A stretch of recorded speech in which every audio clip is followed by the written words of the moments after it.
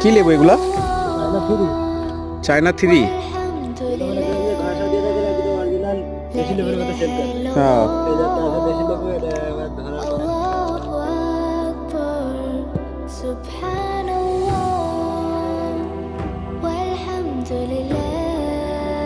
আমরা আসছি লেবুর খেতে, এখান থেকে আমরা এখন লেবু নিয়ে যাব খাওয়ার জন্য।